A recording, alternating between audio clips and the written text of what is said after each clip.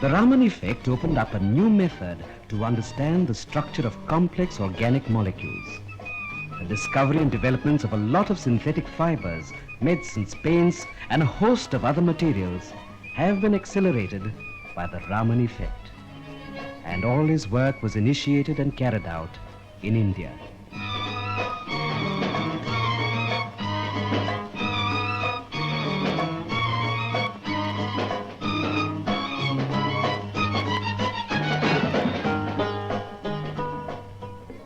He was invited to a number of countries to give talks on his discovery.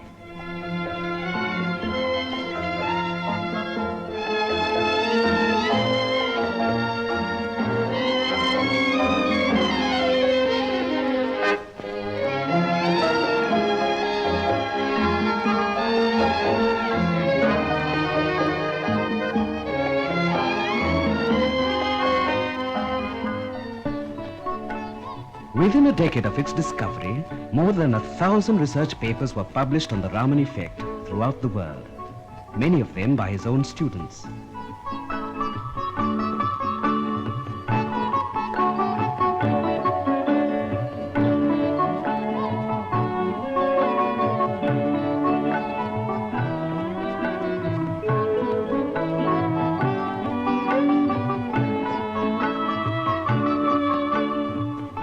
In 1933, Raman became the director of the Indian Institute of Science at Bangalore. Here he conducted a series of experiments on crystals, particularly on a variety of diamonds.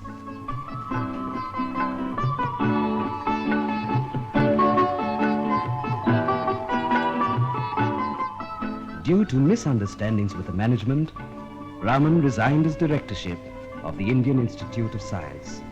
However, he stayed on working as a professor of physics for another decade.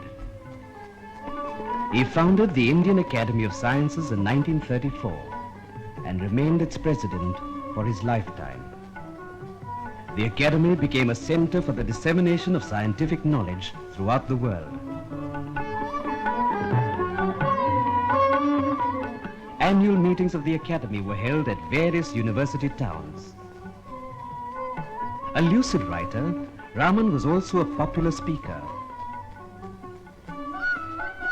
He started his own institute, the Raman Research Institute, located on a piece of land donated by the Maharaja of Mysore.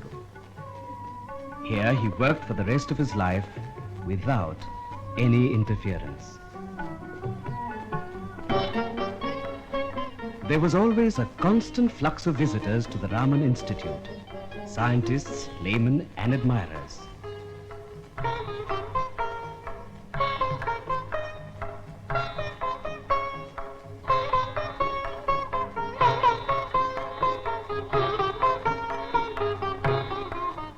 Raman said, "If we can train our children well, we can conquer the world." Here is a man who had an intense love for nature, backed by an unquenchable thirst for questioning. Raman loved colors, and he had a fascination for them, particularly colors in minerals, flowers, shells, birds, and butterflies.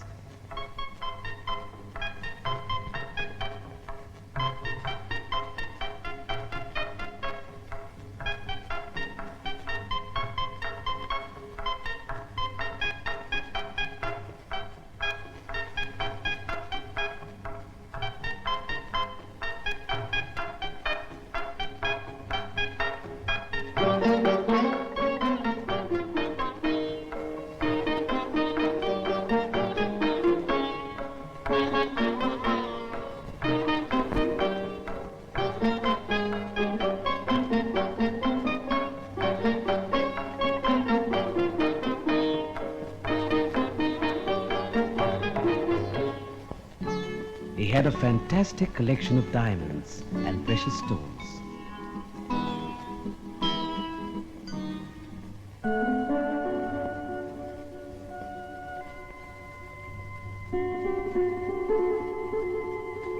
He was stubbornly against people going abroad for science studies.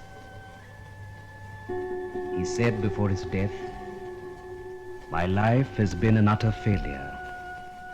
I thought I would try to build true science in this country, but all we have is a legion of camp followers of the West." November 21st, 1970. A true colossus fades away into history.